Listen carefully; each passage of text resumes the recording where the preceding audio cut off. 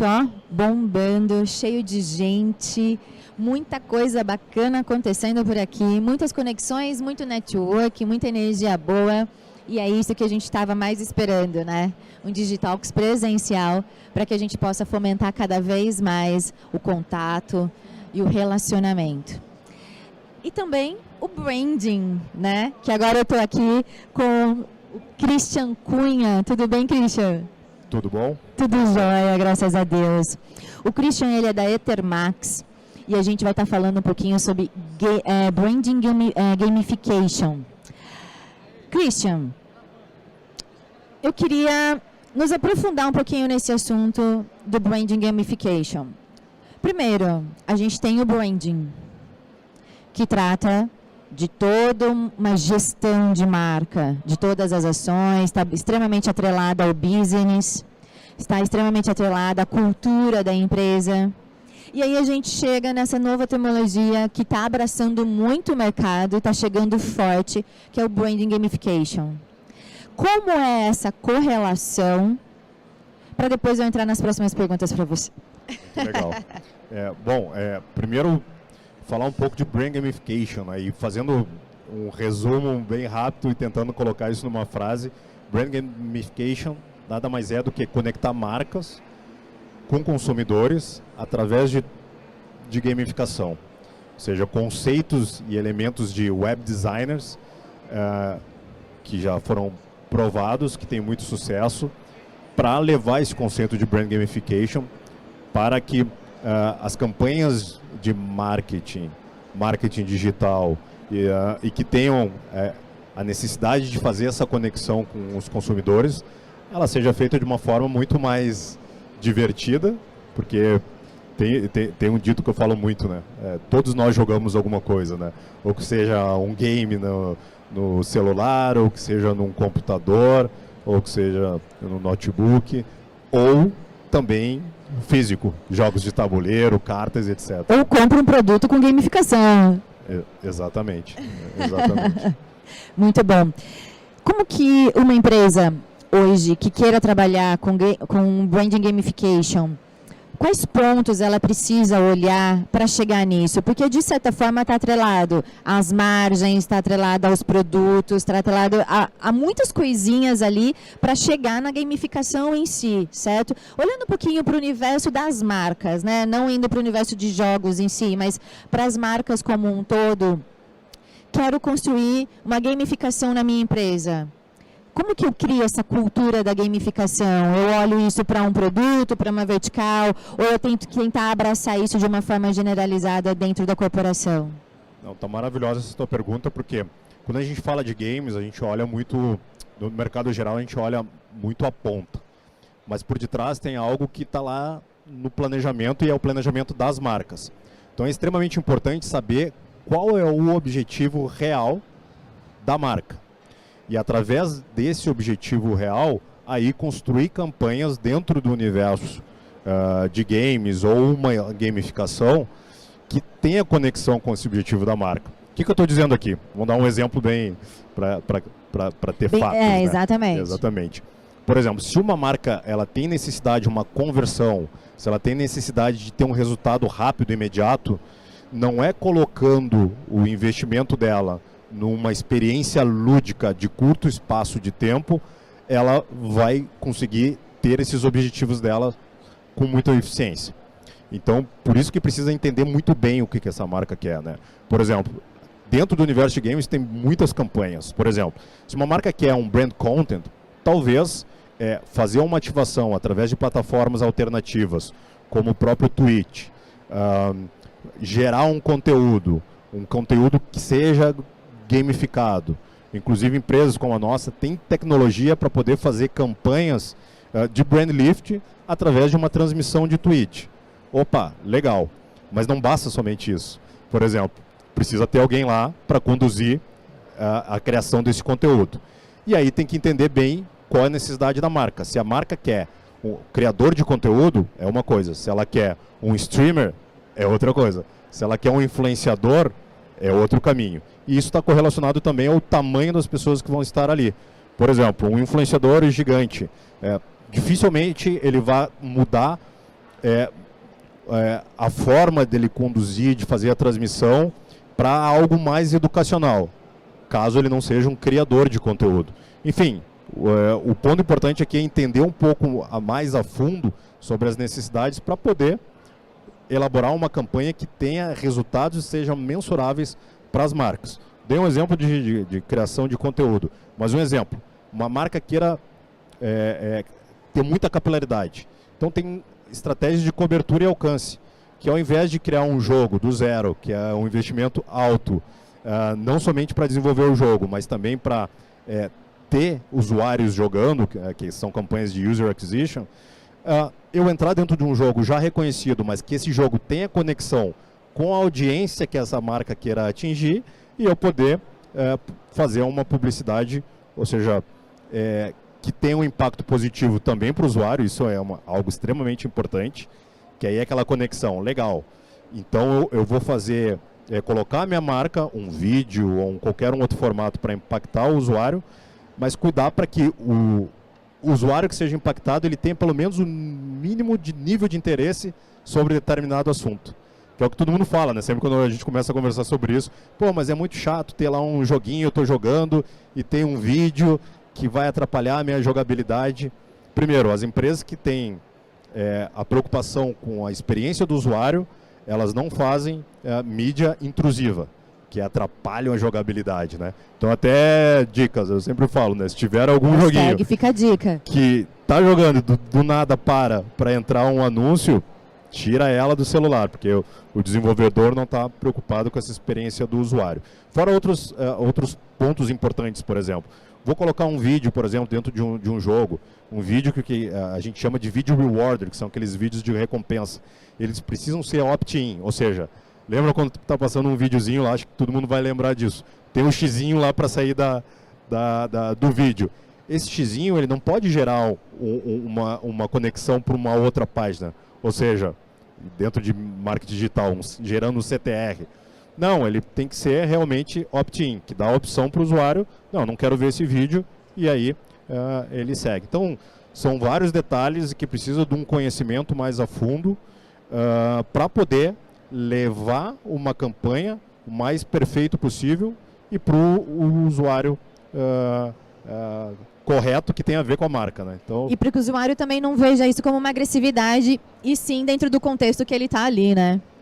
Excelente ponto. E para isso, aí tu comentou sobre a questão de gamificação, né? Que o exemplo que eu dei que foi muito relacionado ao in-game advertising, que é colocar a marca dentro dos jogos. Mas tem toda uma parte de gamificação também que é extremamente importante. Exemplo, imagina que a gente está numa empresa, a gente precisa aprender sobre um determinado produto ou de uma marca.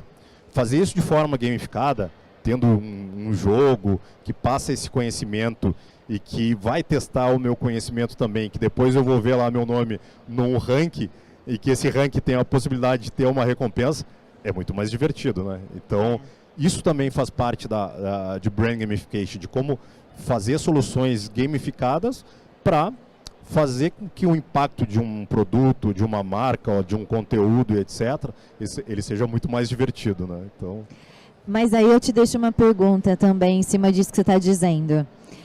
Fazer gamificação, quando eu vou para a publicidade, a gente entende que através de uma campanha, que ela tem início, meio e fim. Quando eu vou para o ambiente corporativo, trabalhar a gamificação, ou eu pego os meus produtos e atrelo a essa gamificação para o meu consumidor final, eu não estou criando essa correlação da imagem da marca à gamificação.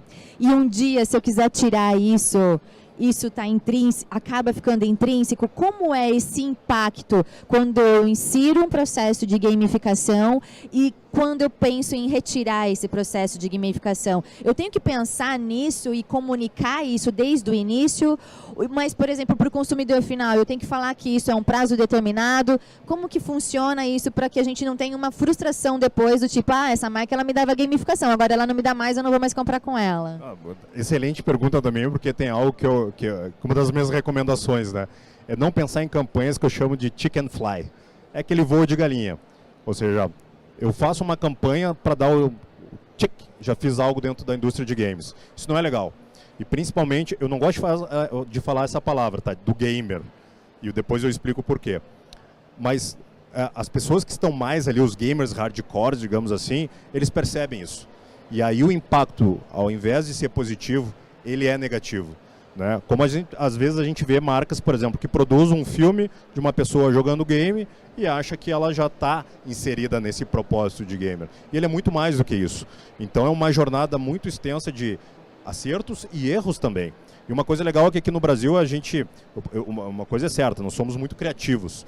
Temos empresas, agências, equipes de marketing que fazem sucesso mundo afora, fazendo campanhas muito elaboradas para conectar com essa audiência.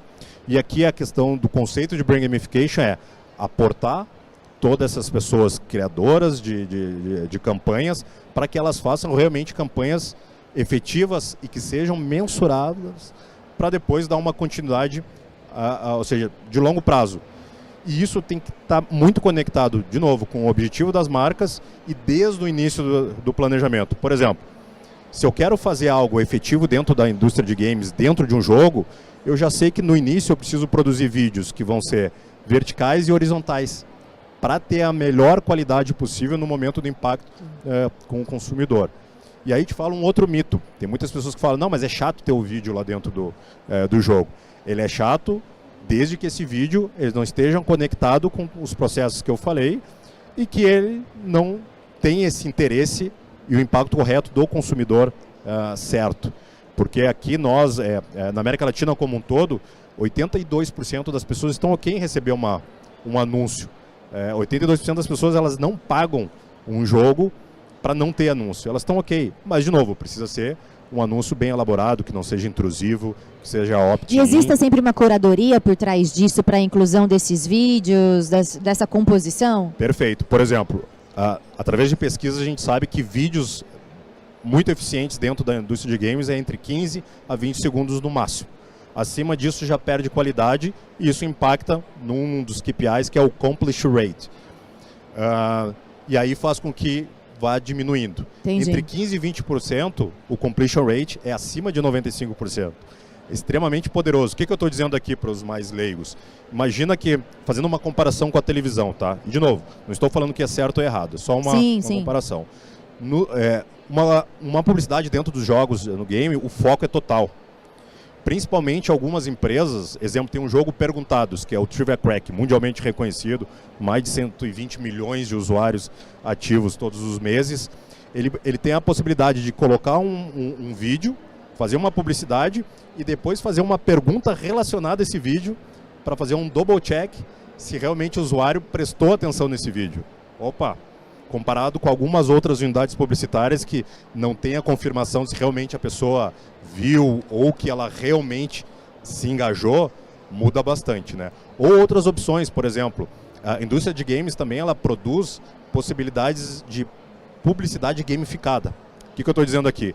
Ao invés de eu ver um vídeo, eu vou jogar um mini-jogo nesse espaço de tempo de ver o vídeo, eu vou jogar um mini-jogo com toda a construção do layout com a marca. E que depois dessa jogabilidade, a marca pode proporcionar um benefício para esse jogador, como print aqui, leve para uma loja física e vá ganhar um desconto, ou use esse cupom de desconto e vá para uma loja de e-commerce e faça a sua compra, etc, etc. O que eu estou ganhando com isso? Muito engajamento, porque tem interação ali do usuário diretamente com a marca. Em tempo real ali com a marca também atuando. Exatamente, exatamente. Muito bom, muito bom. Christian, nosso tempo está terminando. Tem várias outras perguntas aqui para fazer também, mas a gente está com o tempo mesmo escasso. Eu queria agradecer a sua participação aqui com a gente.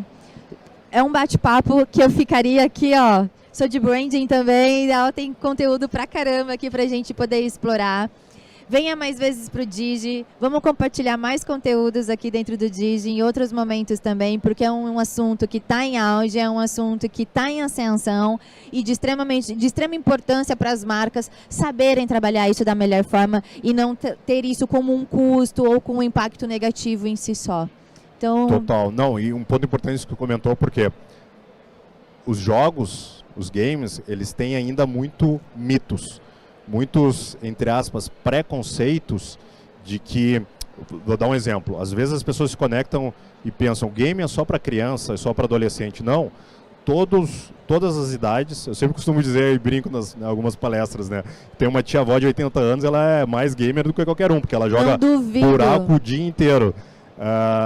Todos os gêneros, ele é muito democrático. Hoje a gente está vendo equipes de esportes, por exemplo, sustentando as suas famílias através das competições, participando de uma equipe. Aquele mito que a pessoa que joga ali, ele fica horas e horas na frente do computador, não se alimenta bem, etc. Essas equipes elas estão totalmente preparadas, tendo nutricionistas, fisioterapeutas e etc. Enfim, é um mundo que tem muito espaço para se conectar e engajar. Só um exemplo, aqui no Brasil, através de pesquisas, diz que são mais de 90 milhões de pessoas que jogam.